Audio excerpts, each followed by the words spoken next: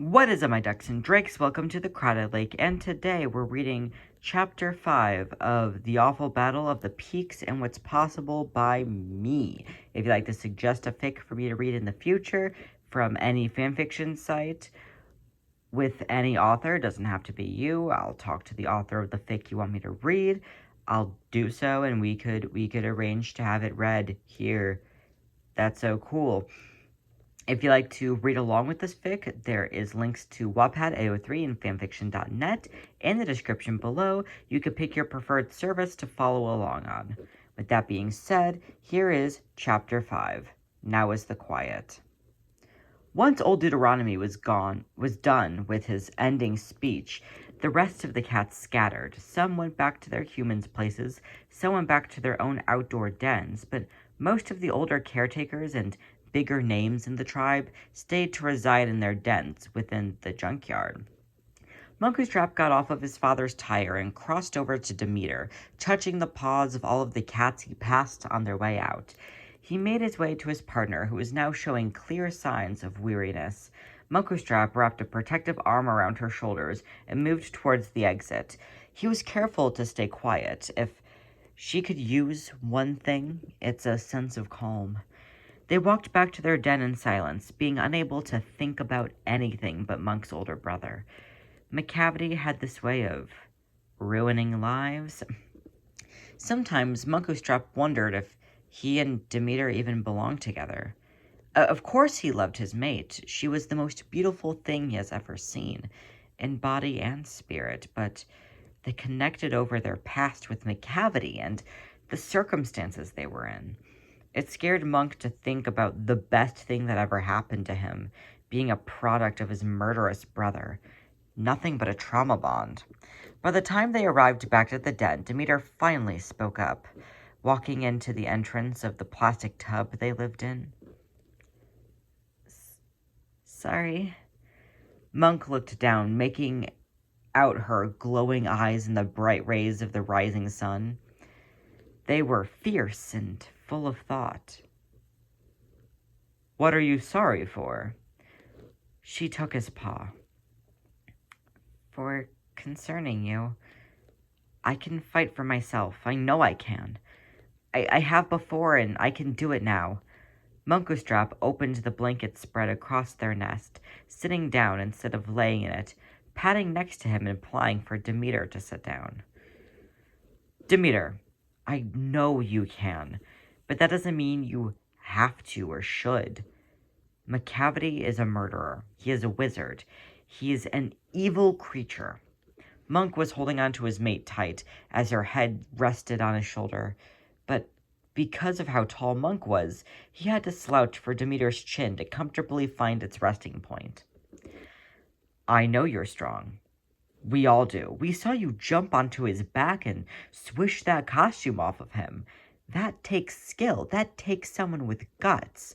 That cat has already put you through the worst there is to offer. If you hid yourself and protected yourself, no one would blame you. But you helped everybody. That is the true mark of a hero. Demeter shifted, pulling Monk into the blankets and soft scraps of the nest. I'm sorry for you two. But not for you, but in your place. I don't think it's fair your father has you as the Jellicle protector when our biggest threat is your own brother. That's just cruel. What's cruel is his actions and what he's doing to innocent cats. Demeter sighed, rolling closer into the stomach and chest of her protector. She couldn't hold on to what was being said much longer over the fuzziness of her head from the lack of sleep. Yeah, I love you. Monk kissed her softly. I love you too. Munkustrap watched as his lover lumbered off into a sound sleep. He was thankful that she was able to return to peace after the return of Macavity to the tribe. Monk knew the horrors she had seen and experienced through him, which made him more fearful of what his dad would have gone through if he was able to stay in captivity for long. Monk didn't have the luck Demeter had.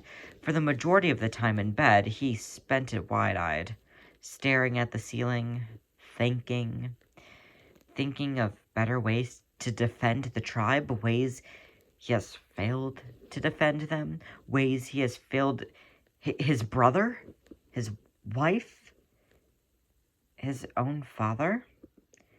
The sun in the sky made things even more difficult. The nervousness that was felt at the pit of his stomach was pointless since he knew nothing was happening. He knew everyone was asleep from the ball the previous night. He knew McCavity didn't strike during the day because he was much better at hiding in the shadows. Monk imagined different cats walking into his den and how he would react to what his brain imagined them saying. Just a bunch of fluff to keep himself occupied, I guess. By the time the morning bird stopped chirping, Munkustrap had enough of laying in bed and decided to slink out of his nest, wrapping up his lover tight and going back out to the area of the Jellicle Ball to start his watch. The area was well worn from the night before, paw prints and water scattered everywhere they had been. Monk wasn't expecting anyone to have been in the area, let alone awake, which is why he had come out to inspect, although he was surprised to find 2 cats in the corner, curled up in the broken-down oven. He noticed by a long black tail Mr. Mistopheles first, his white face being the only thing readable from inside the dark oven. There was a bigger Tom holding him. Tugger. He was starting to stare off into the sky. Monk couldn't tell if he was asleep or dazed.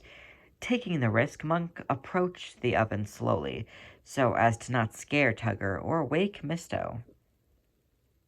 Tugger? Hey, Tug? Tugger's nose twitched as his eyelids blinked a few times. His eyes darted here and there, taking in his current location. There was a part of him that seemed absolutely frantic until he spotted the sleeping cat on his chest rising up and down noticeably with a puff of fur on his chest. Hey, bro, what's up?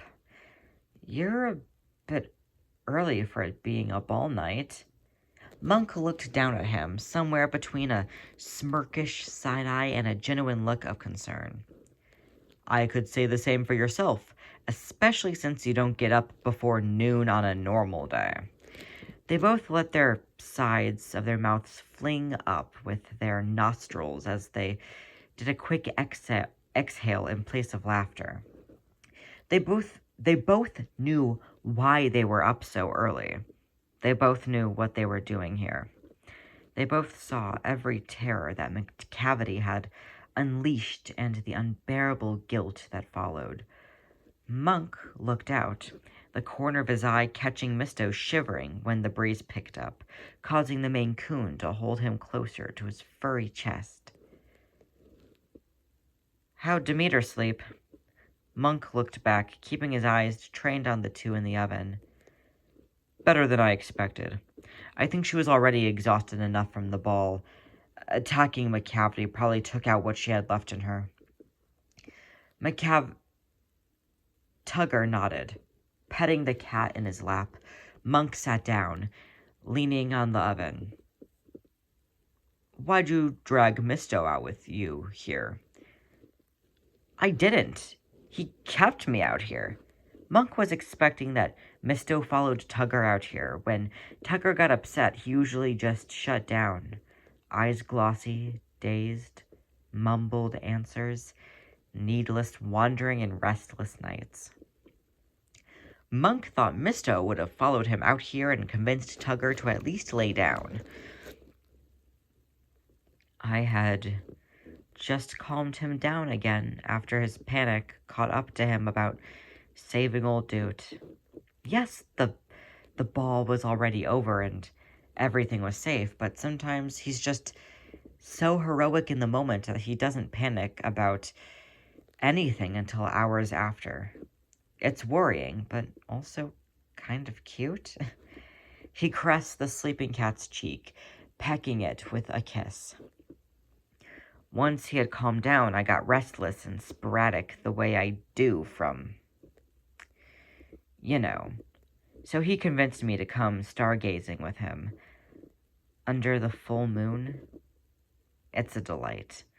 Not that we had much time. That ball really did go until daylight. Tugger had a second way of dealing with his emotions. He was very irrational and angry outbursts. It made things hard when he had such a jumpy partner as Mistopheles, but Tugger admits that it's an awful thing to do, and he's working on it. The only thing that really triggers it anymore is Macavity. Misto must have been prepared.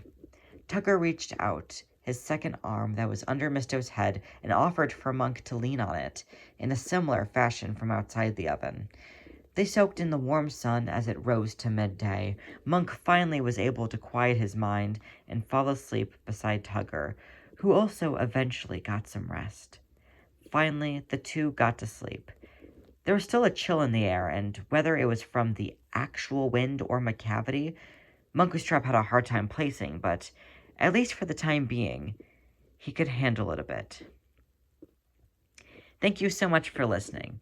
If you'd like to be notified when a future chapter is uploaded, which it should be next week on Wednesday, you could do so by subscribing and hitting the notification bell. Like I said earlier, there's a whole bunch of things in the links in the description for you to look at this fic and recommend future fics. So if you'd like to do that, all of that is in the description below. I am so excited to be reading this fic. It is so cool. I'd like to once again thank you for listening, and much like Munkustrap trying to either fall asleep or stay alert or both or neither, whatever it is, I guess, do your best.